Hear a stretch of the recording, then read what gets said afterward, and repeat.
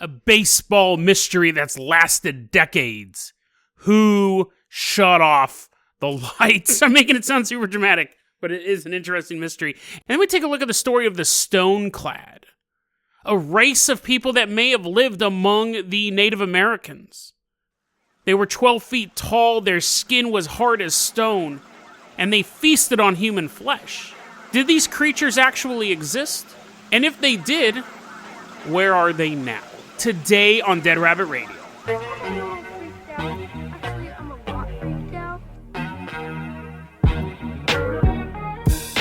Yeehaw! Hey everyone, welcome back to another episode of Dead Rabbit Radio. I'm your host, Jason Carpenter. I'm having a great day. Hope you guys are having a great day too. The reason why I'm yeehawing, because we're on Jason's farm. There's like pigs walking around and stuff like that. They work there. They're not the livestock. They're clocking in. There's a bunch of cows getting ready to get milked. I just posted that YouTube video. A lot of people didn't expect it. A lot of people didn't know what it was. It was me working at my friend's farm. And also working at my friend's farm, let's bring in our Patreon supporter for today. It's Squeeze God. Squeeze God, we're clapping. We don't see him. We're looking around. We see a pregnant cow. A cow's giving birth to Squeeze God. Coming out. He's learning to walk. Little legs all covered. Why am I supporting your Patreon, dude?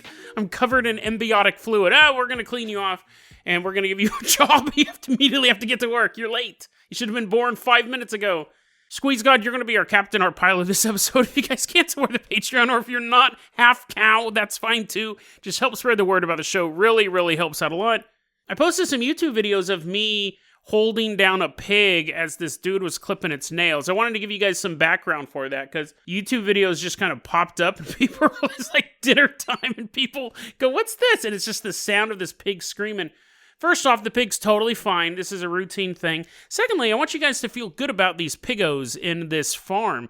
There's 4 pigs here. Joy, the one we were clipping the nails of, she's 15 years old, and she and all of her other pig friends there actually came from research laboratories.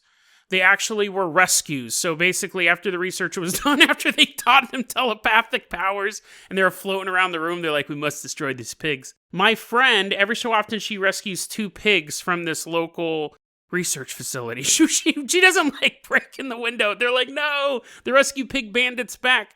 She has an agreement with them that they let her take the pigs home. And it's really cool, actually. She found out that at this research facility, I don't know exactly which one it is, so I'm not going to say. It's like Cyberdyne.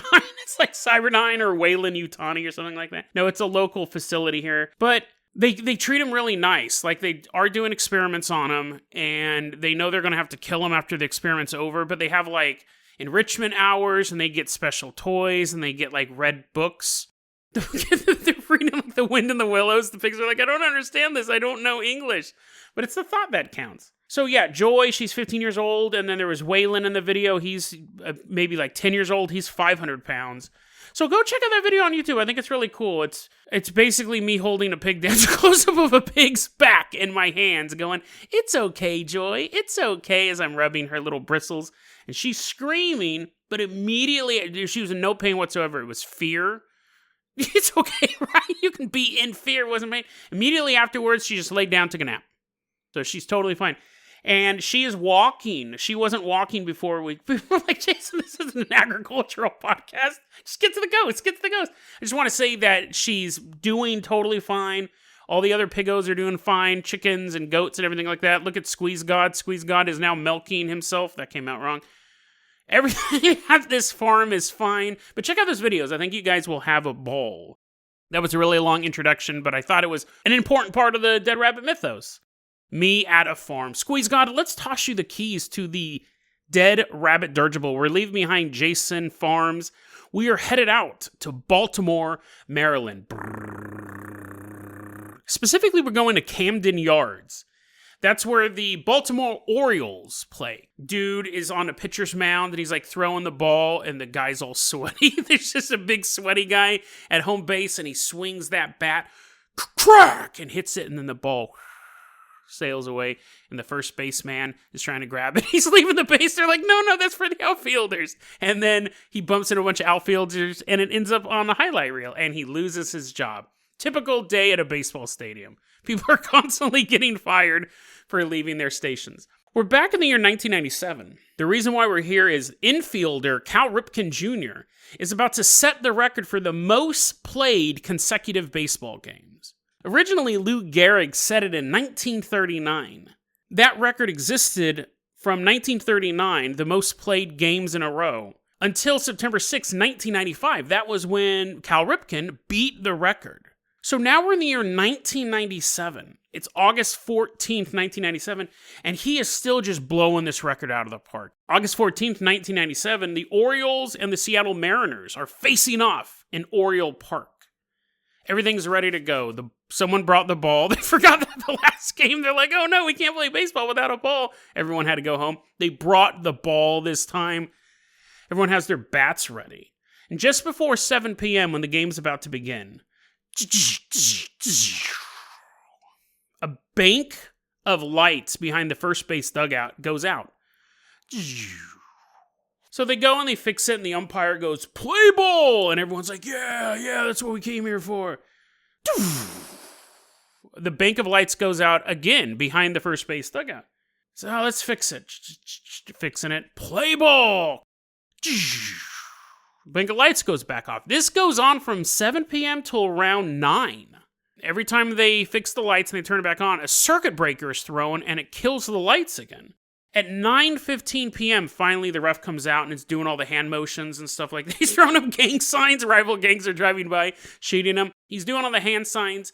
Game is off. We can't play the game without these lights. We probably could have started it back at 7 p.m. when the sun was slightly still up, but now, no go. Also, bloods for life. So calling this game actually puts the Orioles at a disadvantage because that means tomorrow they'll have to play a doubleheader. They'll have to play 2 games in a row because you have to stay on schedule with this thing. But what are you going to do? You can't play without this bank of lights. So there's a conspiracy involving this. There's a conspiracy involving why the lights kept going out. So let's go back to earlier in the afternoon of August 14th, 1997. Cal Ripken Jr. is getting ready for the night's game. He's driving home. He just got done playing a game for the Chicago Bulls. He's playing the most games ever in a row. They didn't know that, not just baseball. He pulls up to his house, and he's walking up, and he hears a He's like, it could be one of 2 things. It could be a very excited mouse, or it could be the sound of a old-timey mattress squeaking. That's weird, because I have a Tempur-Pedic, but still, and he opens the door. And he's walking through the house. He's walking through the house super slow because he wants the tension to build. As he's making his way and he hears the he's starting to put stuff together. He knows that is the sound of a mattress moving. And the mattress movers aren't supposed to be here until tomorrow. So it sounds like someone's having sex. And it's not him, but he's in his house. He's not the smartest guy in the world. He's like, what's going on? Someone's having sex, but it's not me. His wife is at home, and so is his best friend, Kevin Costner. And he opens the bedroom door, and there is Kevin Costner, straight up, delivering the mail like the postman to her water world. It was about time he pulled out his tin cup. I don't know. That's the only movies I know of Kevin Costner. He made her dance like wolves. That's it.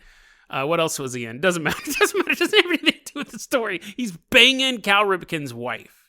And Cal Ripken beats up Kevin Costner. Kevin Costner's like, no, I got a movie tomorrow. Doesn't matter. Punch, punch, punch. Cal Ripken's punching him. Kevin Costner is crawling out of the house. I'll show you a tin cup. He just happened to have a tin cup. He picks up a tin cup. He's throwing it at Kevin Costner. Anyways, the point is that Cal Ripken beat up Kevin Costner, and then he called up his coach and goes, I can't play tonight. Coach is like, why not? We need you in the game. And your world record. We don't want it to break. Like, sure, you've beaten Lou Gehrig, but we want to make the record even longer. We want to make it even longer. And Cal Ripken's like, I can't. Listen what happened. I came home, squeaky bed, Kevin Costner, tin cup, and the coach is like, say no more. Say no more.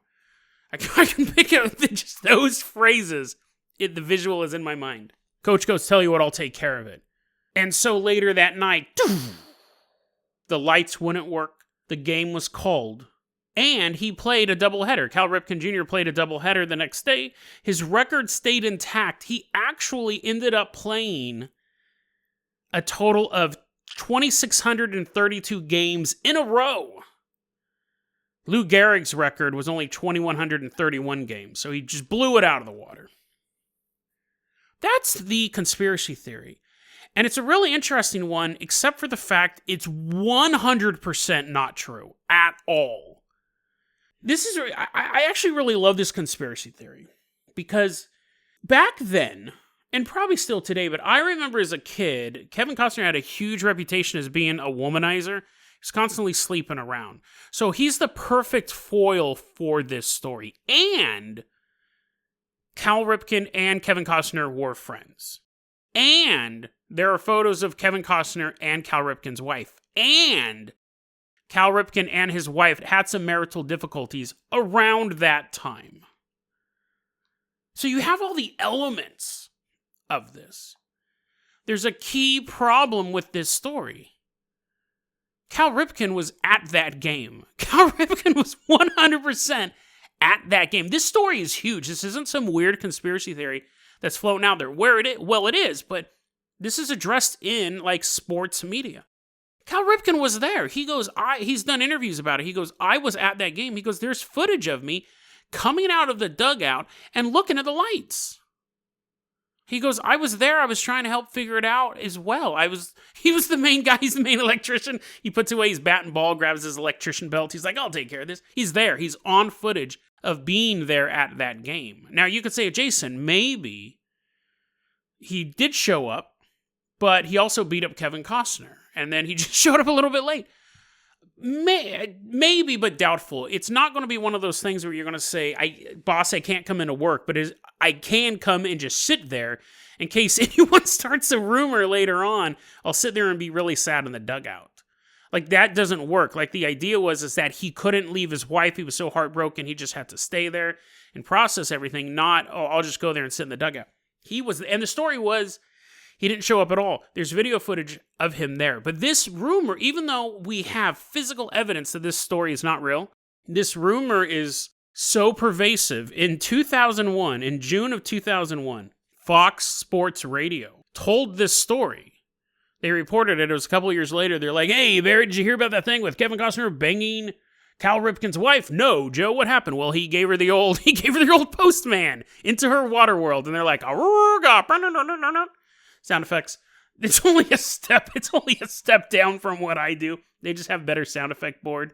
Kevin Costner called him up the next day and threatened to decapitate both of them. He threatened to take their heads off. Kevin Costner, star of 4 movies, only 4, he threatened to chop their heads off. So it's definitely a really touchy subject. I mean, so if you find my body, if you go to Jason Farms, my body's being devoured by the hogs and my head is missing, don't assume the hogs ate my head. Assume that Kevin Costner has it on a mantle somewhere and he's sitting there drinking wine out of a tin cup. Rene Russo, dressed all sexy, standing next to him, and he goes, that's what you get for spreading the rumor, Jason Carpenter. That's what you get. Nom, nom, nom, nom. That's him drinking wine. He makes that noise. He has a little sippy cup, but it's made of tin. You know who else likes taking off heads? Wonder Woman. I don't know if she does, but she has a sword. Superman got killed. He got stabbed. Ugh! And then the Earth was like, oh, they cried. They all made a big baby noise at the same time. Oh!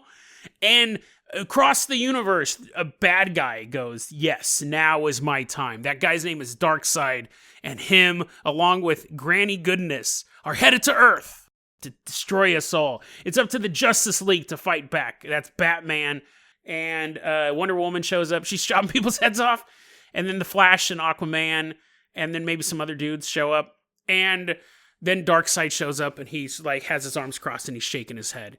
And he goes, this is my planet now. Is it?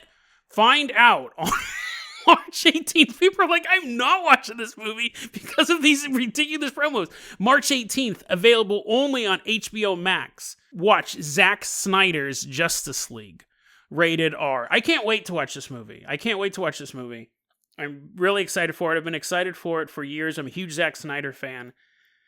I already have my little score sheet. How many heads does Wonder Woman chop off? It's rated R, so maybe it's a lot.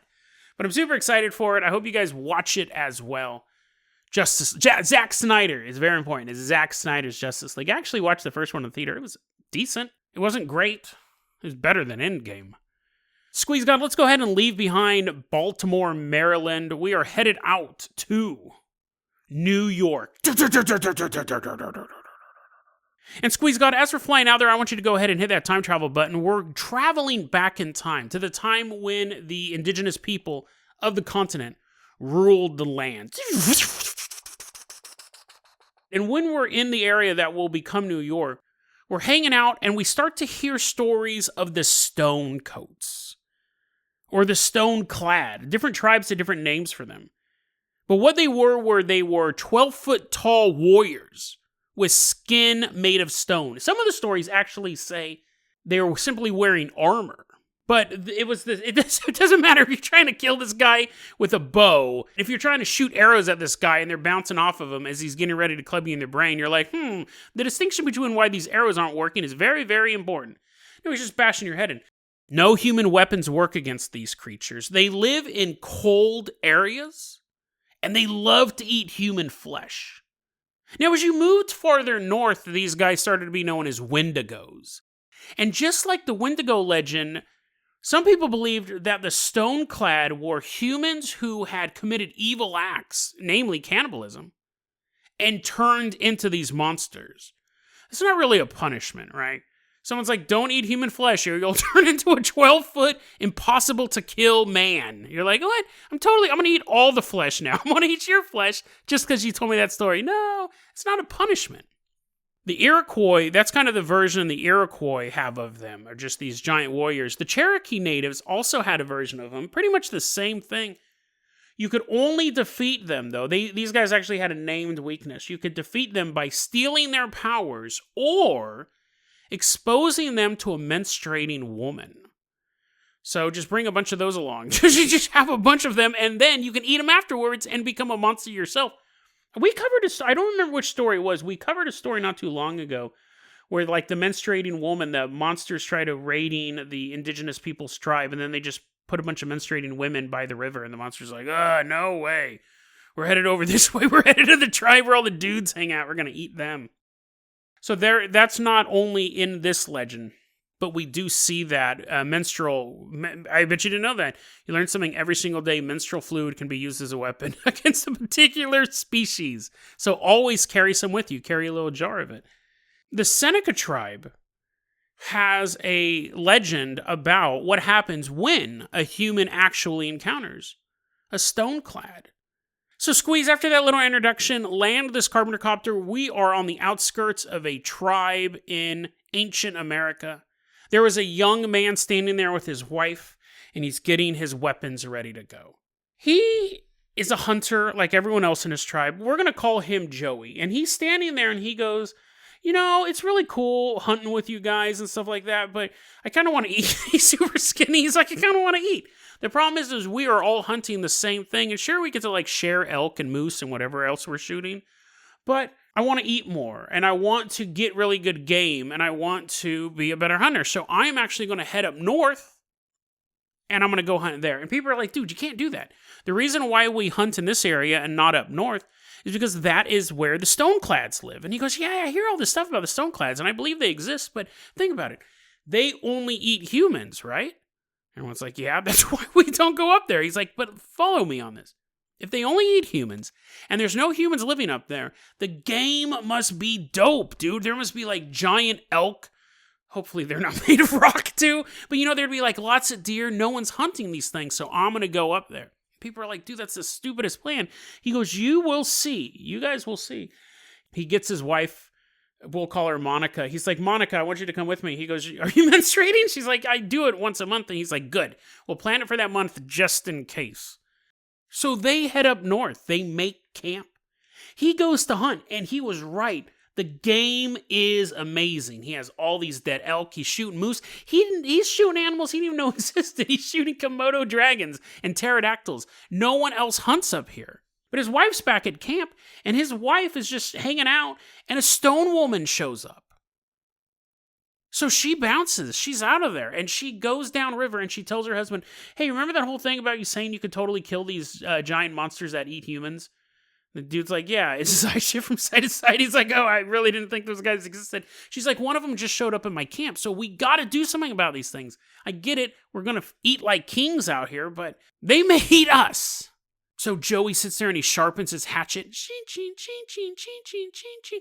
Sharpens his knife. Sheen, sheen, sheen, sheen, sheen, sheen. And he sharpens his wit. He's just reading. He's reading detective novels. He's like, oh, Sherlock Holmes. Because he knows to fight these guys, he's going to have to outthink them. He sets a big bonfire. He wants to draw attention to himself. He's basically puffing his chest up. He puts on a puppet show. He puts on a puppet show of a bunch of dead elk. Hey, everybody, I heard the Stoneclad suck. Oh, yeah, they're totally lame. And throughout this whole production, it's like a trilogy. He does this full-on director's cut. He has the extended director's cut of how much the Stoneclad suck in the musical. Eventually, a Stoneclad is standing across the river, and he's like, we don't suck, you suck. Well, we do suck when we suck the marrow out of your bones because I'm a giant cannibal. And Joey goes, hey, okay, come over here, bro. Let's fight. So according to this legend, I love this part. According to this legend, the Stoneclad warrior is looking around. There's a big river separating him and Joey. And the Stoneclad warrior starts to walk into the water. And Joey's like, oh, crap. I was hoping, I knew he didn't have a boat. I was hoping he'd be like, I'll be back in 3 days as I walk around the river. No, he's a giant, and he's apparently able to breathe underwater. He starts walking into the river until eventually the water covers his head. And Joey's like, But then he had sharpened his wit, and he remembered that a tree had fallen down across the river. That's a big tree, or maybe it's a small river, I don't know. He runs down to the tree, crosses the tree bridge, and then runs along the other side of the river. And as the Stoneclad comes out of the river, now Joey's standing on the opposite side, and he goes, dude, did you get turned around underneath there?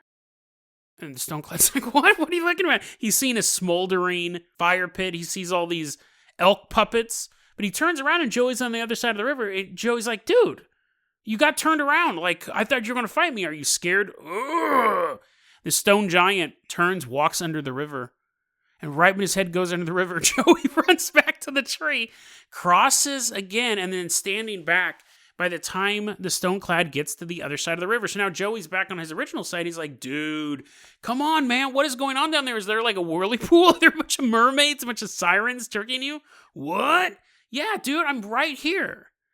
According to legend, this one happened several times. The guy kept trying to cross the river. Joey just ran to the opposite side. This happened multiple times. Then eventually, according to this legend, Joey goes, okay, I'm bored of this. Like, this was super funny, but it's really not a tactic. Like, eventually, I'm going to get tired or I'm going to fall off the bridge and I'm floating down the river and he's just going to grab me. At this point, Stonecoat walks out and Joey's standing there and Joey's like, finally. Stonecoat's ready to just smash this dude's head in a putty. And Joey's holding up his hatchet and he's kind of like making it look super mysterious. He has like a silk blanket over it. He's like, what's under here? Dance of the Seven Veils. To the point that the Stonecoat goes, I've never seen one of those. What is that? Can I see that? And he goes, oh, this is a hatchet. And he hands it to the Stoneclad. And the Stoneclad takes the hatchet and he runs his finger along the blade and he goes, interesting. We don't need these. We just rip people's heads open with our teeth and hands. I haven't seen something like this. And as he's running his finger along the edge of the hatchet, he's actually sharpening it.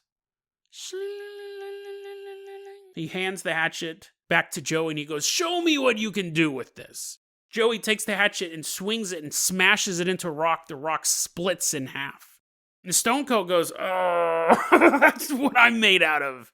That rock is what I'm made out of. Maybe you humans can kill us. We've eaten a bunch of you over the decades. But this is weird, right? We've never seen anyone smash a rock open. Tell you what. I'm going to go home and I'm going to tell my people to stay away from you. And you can hunt this elk and you don't have to worry about us eating you.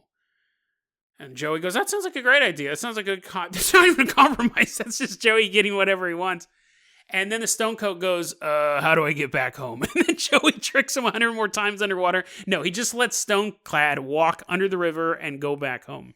And for a while, everything is fine. They don't go back to the tribe. They're just enjoying all this hunting. They're all just, everything is just meat. Everything is just super yummy. They're devouring the entire forest. And then one day a stone woman shows up at the camp and she's like, she sounds just like the dude. She sounds exactly like the dude. The stone woman goes, Joey of the forest, I have heard tales of your bravery. I heard about that one time you smashed a rock. I need your help. Joey goes, okay, what's going on? She goes, listen, me and my husband are having a fight right now. And eventually we're going to murder each other. And Joey's like, what? That's a horrible story. And she's like, I know, it's quite terrible. But I'm also very lucky. He's like, it doesn't sound very lucky. We're about to get murdered. And she's like, no, I will bring you luck. I bring myself bad luck. But if you hang out with me, you'll get even more game. You'll get even more deer than you could possibly ever eat. But when my husband shows up to murder me, you must help me. He goes, that's fine. I'll totally do that. He's afraid of hatchets, right? And she's like, he doesn't know what a hatchet is. But for a time, she's hanging out with him in the woods. And even more deer, what are they doing with all this meat? I guess they were probably turning it into jerky. They have to invent the canning industry just to be able to put all this stuff in tin cups. Kevin Costner is like, hey, everybody. This episode's gone on way too long. I'm starting to lose my mind. He's hunting with the Stoneclad woman. Even more animals are showing up. He's getting the most game. But one day, everyone's sitting back at the base camp. Base camp is now just beef jerky everywhere. And they see the Stoneclad man, her husband, moving through the forest. And she goes, this is it. This is it. Now is the time for you to help me in this fight. Now, I'm going to give you a little hint on how to kill us, which is good.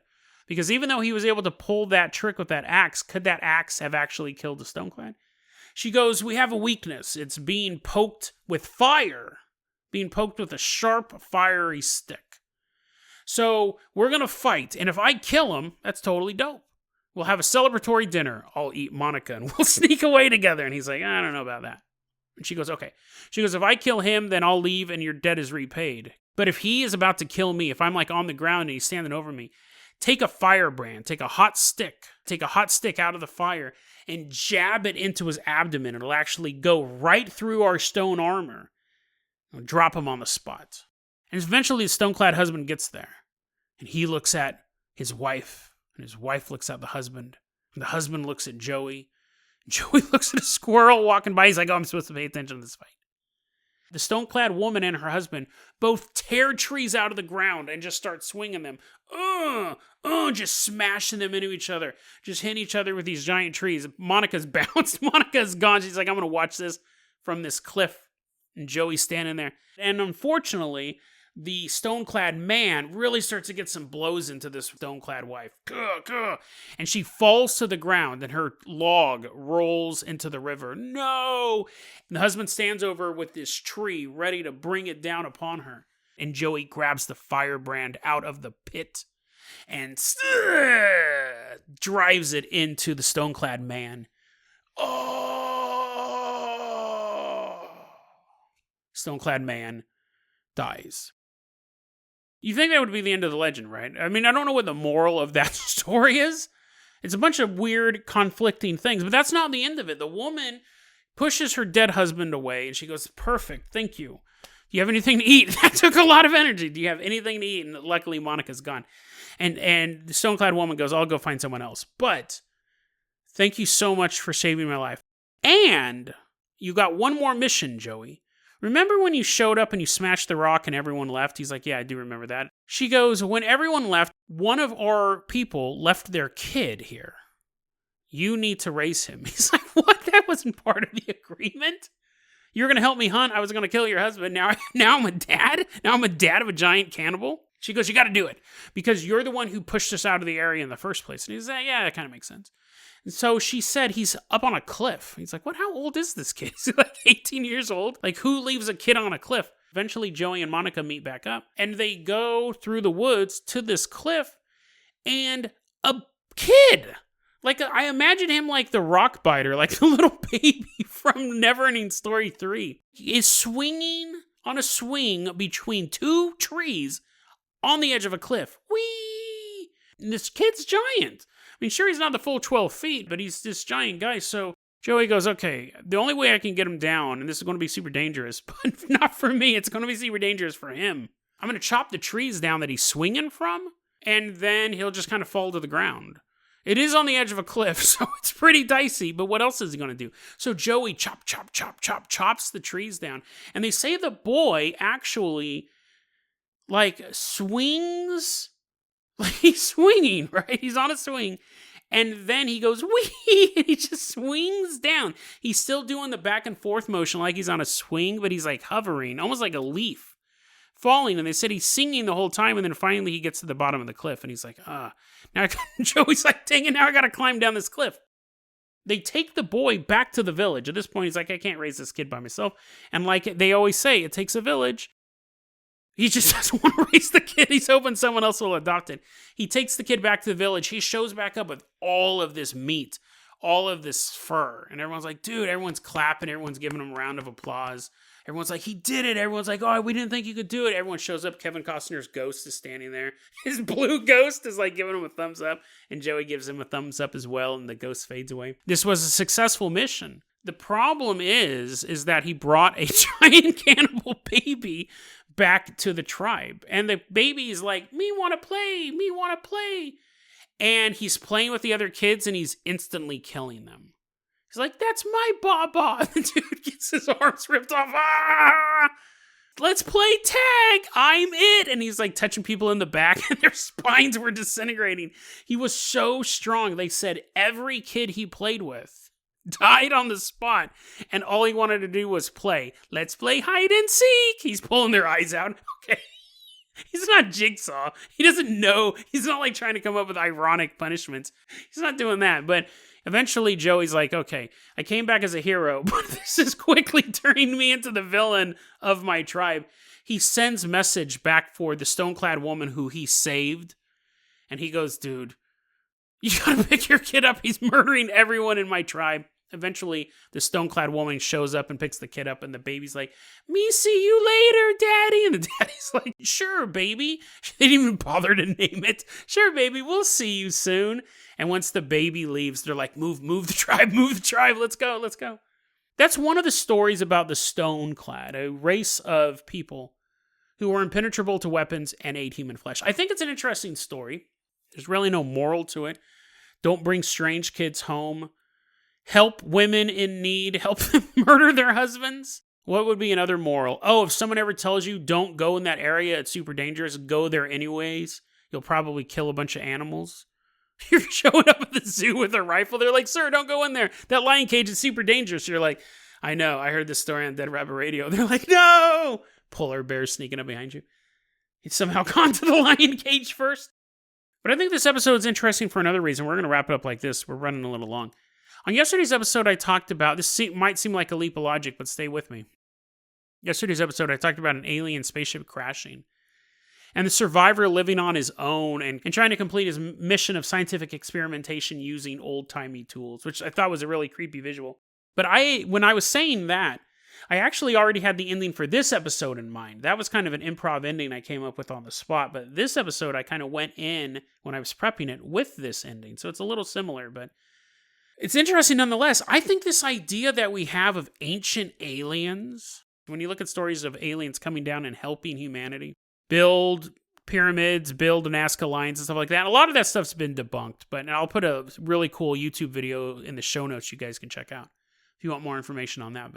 But even if you're not looking at the big stuff like Nazca lines or the pyramids or Göbekli Tepe or any of those things, the idea of ancient aliens coming down and interacting with humans, it's always this idea of these gods in their spacecraft.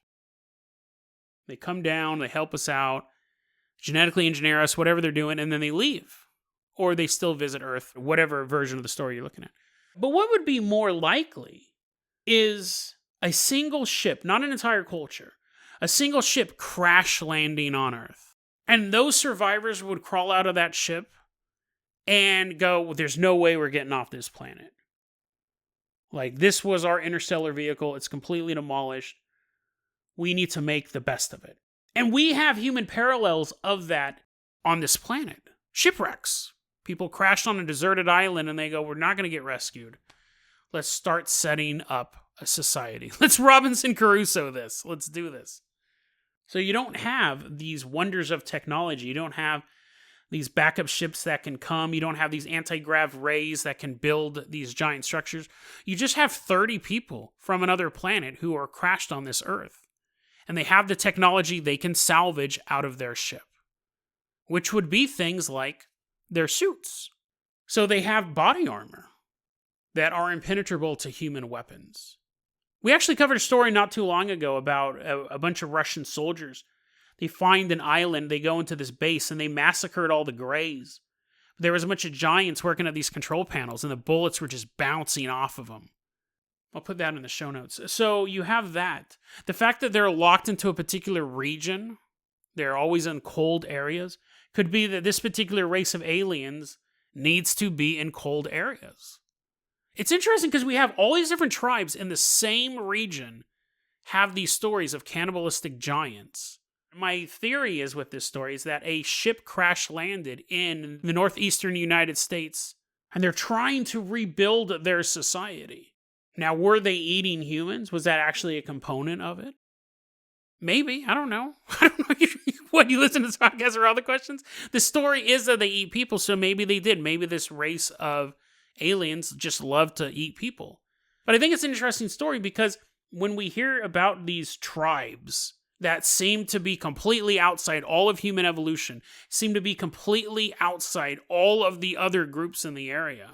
It could be a myth. It could be a group of warriors where they happen to be 6 feet tall and the legend grew and grew until they became 12 feet tall and they used to wear some different type of armor and people turned the legend into them having impenetrable skin. That's possible too. That's the most likely scenario.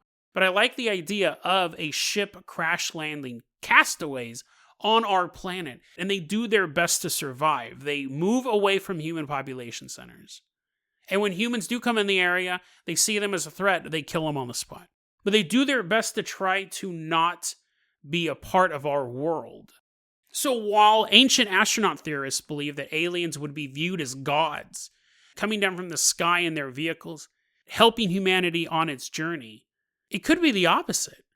It could be a single crashed ship, and the survivors were considered monsters that you had to stay away from. Underneath thousands of years of soil, somewhere in the northeastern United States, may be the wreckage of a ship. Its power cells long depleted. It's been invaded by roots and worms, and it sits there silent in the dark. It was built for interstellar travel. It crashed on the planet Earth. And its survivors lasted as long as they could, until they also eventually perished and ended up under the soil. All that remains of their story is a legend that the tribes in the area would tell each other of impossibly hard-to-kill monsters that stalked the woods. Instead, it was a small group of castaways who would often look up at the night sky and think of home. DeadRabbitRadio@gmail.com is going to be our email address. You can also hit us up at Facebook.com/DeadRabbitRadio. Twitter is @DeadRabbitRadio. Dead Rabbit Radio is the daily paranormal conspiracy and true crime podcast. You don't have to listen to it every day. I'm glad you listened to it today. Have a great one, guys.